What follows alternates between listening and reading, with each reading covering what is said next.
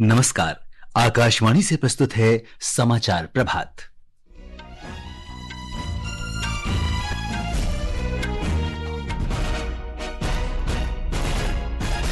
प्रधानमंत्री नरेंद्र मोदी ने नए वक्फ अधिनियम को सामाजिक न्याय की दिशा में महत्वपूर्ण कदम बताया। प्रधानमंत्री मोदी नई दिल्ली में नवकार महामंत्र दिवस में भाग लेंगे। राष्ट्रपति द्रौपदी मुर्मू पुर्तगाल की सफल यात्रा के बाद स्लोवाकिया पहुंची। डोमिनिकन गणराज्य की राजधानी में नाइट क्लब की छत गिरने से 66 लोगों की मृत्यु। अमेरिकी वस्तुओं पर जवाबी शुल्क हटने से चीन के इनकार के बाद अमेरिका ने चीन से आयात पर शुल्क बढ़ाकर 104% किया। और निशानेबाजी में विजयवीर सिद्धू अर्जेंटीना में आईएसएसएफ विश्व cup 25 metre rapid fire pistol स्पर्धा में स्वर्ण जीतने वाले पहले भारतीय बने। समाचार प्रभात के साथ मैं सिद्धार्थ सिंह। प्रधानमंत्री नरेंद्र मोदी ने कहा है कि संसद से वक्फ संशोधन विधेयक 2025 पारित होना सामाजिक न्याय की दिशा में एक महत्वपूर्ण कदम है। मुस्लिमों सहित सभी समुदायों की हित रक्षा में इस विधेयक को पारित करने के लिए संसद को बधाई देते हुए प्रधानमंत्री ने कहा कि अब वक्फ की शुचिता संरक्षित रहेगी और वंचित वर्गों, महिलाओं और बच्चों के अधिकारों की सुरक्षा होगी। प्रधानमंत्री कल रात नई दिल्ली में एक निजी मीडिया हाउस के आयोजन को संबोधित कर रहे थे। साथियों, मैं देश की संसद को सर्व समाज के हित में, मुस्लिम समाज के हित में एक शानदार कानून बनाने के लिए बधाई देता हूं। अब वक्फ की पवित्र भावना की भी रक्षा होगी और गरीब, पसबंदा मुसलमान, महिला, बच्चे सबके हक भी महफूज रहेंगे। श्री मोदी ने उल्लेख किया कि वर्ष 2025 के शुरुआती 100 दिनों में सरकार ने न केवल महत्वपूर्ण फैसले लिए बल्कि भविष्य की सुदृढ़ नींव भी रखी। प्रधानमंत्री ने इस बात पर बल दिया कि अनेक वैश्विक चुनौतियों के बावजूद भारत तेज गति से आगे बढ़ रहा है। उन्होंने कहा कि जिन लोगों का पहले ये मानना था कि भारत की प्रगति धीमी रहेगी, वे अब तेज गति से विकसित होते निर्भय भारत को देख रहे हैं। जो सोचते थे कि भारत स्लो और स्टेडी चलेगा, उन्हें अब फास्ट एंड फियरलेस इंडिया दिख रहा है। और इसमें भी कोई संदेह नहीं है कि जल्द ही भारत दुनिया की तीसरी इकोनॉमी बनना तय है। अगले महीने मुंबई में होने वाले वैश्विक श्रव्य दृश्य और मनोरंजन वेव्स शिखर सम्मेलन का उल्लेख करते हुए प्रधानमंत्री ने कहा कि सरकार कला और संस्कृति को बढ़ावा देने के लिए ये आयोजन कर रही है। हमने क्रिएट इन इंडिया का मंत्र लेकर इसे नेक्स्ट लेवल पर ले जाने का फैसला लिया है। वेव्स इंडियन आर्टिस्ट को कंटेंट बनाने और ग्लोबल बनाने के लिए एनकरेज करेगा और इसके साथ साथ क्रिएट इन इंडिया दुनिया भर के आर्टिस्ट को भारत में आने का अवसर भी देगा। आयोजन के दौरान प्रधानमंत्री ने समाधान दस्तावेज का भी अनावरण किया। प्रधानमंत्री आज नई दिल्ली में नवकार महामंत्र दिवस के आयोजन में भाग लेंगे। इस अवसर पर वे जनसभा को भी संबोधित करेंगे। नवकार महामंत्र दिवस आध्यात्मिक समरसता और नैतिक चेतना का स्रोत है, जो जैन धर्म के पावन नवकार महामंत्र के सामूहिक मंत्रोच्चार से लोगों को एक सूत्र में पिरोता है। राष्ट्रपति द्रौपदी मुर्मू पुर्तगाल की अपनी सफल आधिकारिक यात्रा के बाद आज तड़के स्लोवाकिया की राजधानी ब्रातिस्लावा पहुंच गई हैं। ब्यौरा हमारी संवाददाता से। स्लोवाकिया में राष्ट्रपति द्रौपदी मुर्मू देश के राष्ट्रपति पीटर पेलेग्रिनी और प्रधानमंत्री रॉबर्ट फिको के साथ द्विपक्षीय बैठकें करेंगी। भारत के किसी राष्ट्रपति की 29 साल में यह पहली स्लोवाकिया यात्रा है। भारत के राष्ट्रपति और स्लोवाकिया के राष्ट्रपति के बीच प्रतिनिधि मंडल स्तर की वार्ता और बैठक होगी। राष्ट्रपति स्लोवाकिया की राष्ट्रीय परिषद के अध्यक्ष रिचर्ड रासी से भी मुलाकात करेंगी। पूजा पी वर्धन, आकाशवाणी समाचार, ब्रातिस्लावा। इससे पहले राष्ट्रपति की पुर्तगाल यात्रा दोनों देशों के राजनयिक संबंधों में महत्वपूर्ण पड़ाव रही। ये 27 वर्षों में किसी भारतीय राष्ट्रपति की पुर्तगाल की पहली राजकीय यात्रा थी। विदेश मंत्रालय के पश्चिमी मामलों के सचिव तन्मय लाल ने बताया कि पुर्तगाल के प्रधानमंत्री लुइस मोंटेनिग्रो के साथ राष्ट्रपति की अत्यंत उपयोगी बैठक हुई। The visit has helped in further strengthening the strong historical ties between India and Portugal, which also contribute to the India-EU partnership and collaboration at the multilateral level. Dubai के शहजादे शेख हमदान बिन मोहम्मद अल मखतूम ने कल नई दिल्ली में प्रधानमंत्री नरेंद्र मोदी से मुलाकात की। शहजादे अल मखतूम संयुक्त अरब अमीरात के उप प्रधानमंत्री और रक्षा मंत्री भी हैं। दोनों नेताओं ने भारत और संयुक्त अरब अमीरात के बीच व्यापक रणनीतिक साझेदारी के तहत विशेष रूप से व्यापार, निवेश, रक्षा, ऊर्जा, प्रौद्योगिकी, शिक्षा, खेल तथा जनसंपर्क में सहयोग बढ़ाने के उपायों पर चर्चा की। केंद्रीय कृषि और किसान कल्याण तथा ग्रामीण विकास मंत्री शिवराज सिंह चौहान आज नेपाल में बिम्स्टेक देशों के कृषि मंत्रियों के तीसरे सम्मेलन में भाग लेंगे। बिम्स्टेक बहुक्षेत्रीय तकनीकी और आर्थिक सहयोग के लिए बंगाल की खाड़ी स्थित देशों की पहल है।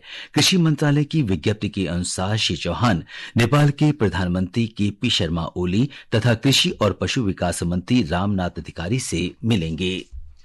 ये समाचार आकाशवाणी से प्रसारित किए जा रहे हैं। ताजा समाचार जानने के लिए आप हमारे social media handle x@AIR news Hindi को फॉलो कर सकते हैं। समाचार प्रभात में आपका फिर स्वागत है। रिजर्व बैंक की मौद्रिक नीति समिति की बैठक प्रमुख नीतिगत फैसलों की घोषणा के बाद आज संपन्न होगी। प्रमुख नीतिगत दरों पर विचार के लिए मौद्रिक नीति समिति की बैठक 7 अप्रैल को शुरू हुई थी। हमारे संवाददाता ने बताया है कि रिजर्व बैंक के गवर्नर संजय मल्होत्रा बैठक के बाद संवाददाता सम्मेलन को संबोधित करेंगे। सभी की निगाहें आरबीआई के रेपो दर पर है, जिसे केंद्रीय बैंक वाणिज्य बैंकों को अल्पकालिक निधि उधार देता है। पिछली एमपीसी बैठक के बाद सकारात्मक नकारात्मक दोनों बदलाव देखे गए हैं। मुद्रास्फीति में कमी आई है और विकास में तेजी आने लगी है। वैश्विक अर्थव्यवस्था को लेकर नई चिंताएं हैं। यह मुख्य रूप से अमेरिकी राष्ट्रपति द्वारा लिए गए टैरिफ निर्णय से उत्पन्न व्यापार तनाव के कारण है, जिसका भारत के निर्यात और समग्र विकास पर प्रभाव पड़ सकता है। भावना, आकाशवाणी समाचार, मुंबई।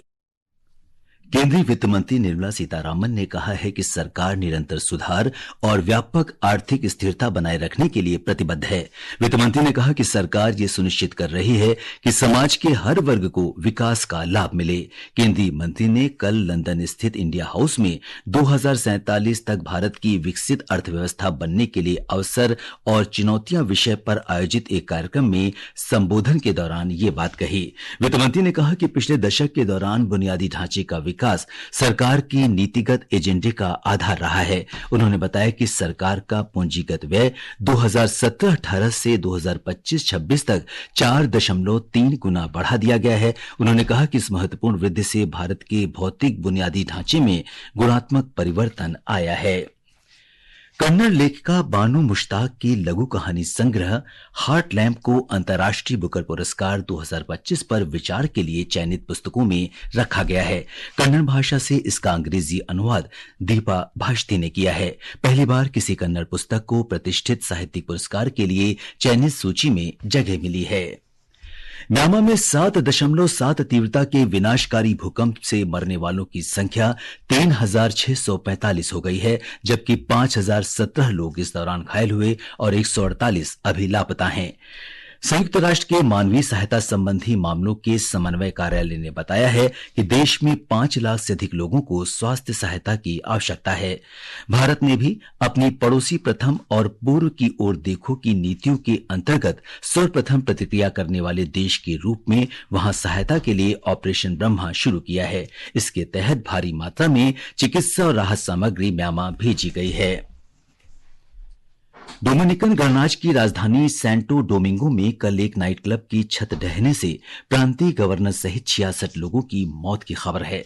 घटना में करीब 150 लोग घायल हुए हैं। आपातकालीन संचालन केंद्र प्रमुख ने बताया है कि मलबे में दबे लोगों को बचाने के प्रयास जारी हैं। स्थानीय मीडिया का अनुमान है कि घटना के समय संगीत कार्यक्रम देखने के लिए क्लब में करीब 1000 लोग मौजूद थे। अमेरिका में चीनी वस्तुओं के आयात पर 104% शुल्क आज से लागू होगा। अमेरिकी राष्ट्रपति कार्यालय व्हाइट हाउस की प्रेस सचिव कैरोलिन लेविट ने ये घोषणा की। एक रिपोर्ट।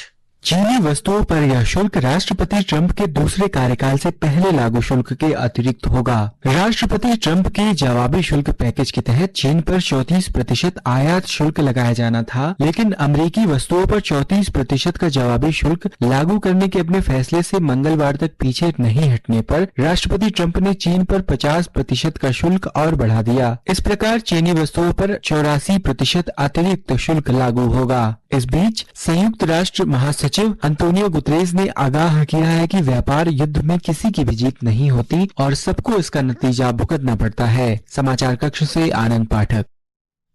एशियाई शेयर बाजार आज गिरावट के साथ खुले।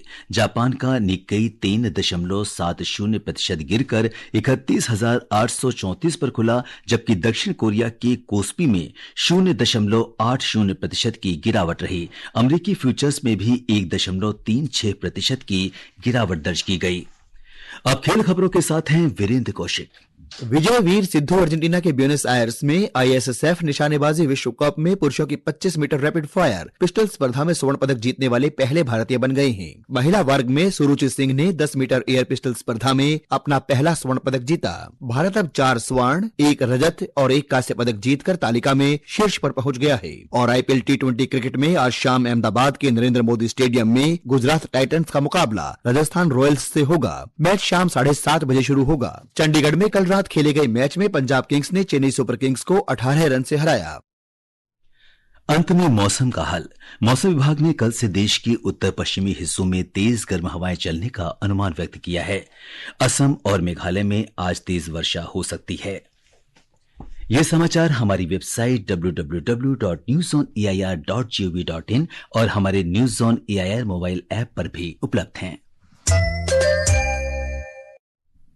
अब आज के समाचार पत्रों की सुर्खियों के साथ हैं मनोज। धन्यवाद सिद्धार्थ। प्रधानमंत्री मुद्रा योजना के 10 साल पूरे होने की खबर को सभी अखबारों ने विस्तार से दिया है। हरी भूमि ने इस खबर को सुर्खी दी है, मुद्रा योजना की सफल यात्रा की गाथा, लाभार्थियों से सुने पीएम मोदी ने जीवन बदलाव के अनुभव। पंजाब केसरी लिखता है, मुद्रा योजना से सपने हकीकत में बदले, सबसे ज्यादा लोन महिलाओं ने लिए, 70% से अधिक लाभार्थी महिलाएं। वीर अर्जुन ने प्रधानमंत्री मोदी के हवाले से सुर्खी दी है, महिलाएं जल्द चुका देती हैं कर्ज। दैनिक ट्रिब्यून ने भारतीय शेयर बाजार में 3 दिन की गिरावट के बाद आए उछाल को सुर्खी दी है, बाजार में लौटी रौनक। राजस्थान पत्रिका लिखता है, बिकवाली की सुनामी से सुधरा बाजार, ट्रंप की नरमी और ब्याज में कटौती के संकेत से शेयर बाजार ने ली करवट। राष्ट्रीय सहारा की खबर है, देश भर के विश्वविद्यालय व कॉलेजों के गुरुजन पद्म पुरस्कारों के लिए आवेदन करेंगे। गुरुजनों द्वारा विभिन्न क्षेत्रों में उल्लेखनीय सेवाओं के आधार पर वे अपना नामांकन कर सकते हैं। धन्यवाद मनोज। अंत में मुख्य समाचार एक बार फिर। प्रधानमंत्री नरेंद्र मोदी ने नए वक्फ अधिनियम को सामाजिक न्याय की दिशा में महत्वपूर्ण कदम बताया। प्रधानमंत्री मोदी अब से कुछ देर बाद नई दिल्ली में नवकार महामंत्र दिवस में भाग लेंगे। राष्ट्रपति द्रौपदी मुर्मू पुर्तगाल की सफल यात्रा के बाद स्लोवाकिया पहुंची। अमेरिकी वस्तुओं पर जवाबी शुल्क हटाने से चीन के इनकार के बाद अमेरिका ने चीन से आयात पर शुल्क बढ़ाकर 104% किया। और निशानेबाजी में विजय वीर सिद्धू अर्जेंटीना में आईएसएसएफ विश्व cup 25 metre rapid fire pistol स्पर्धा में स्वर्ण जीतने वाले पहले भारतीय बने। इसके साथ ही समाचार प्रभात का ये अंक समाप्त हुआ। नमस्कार।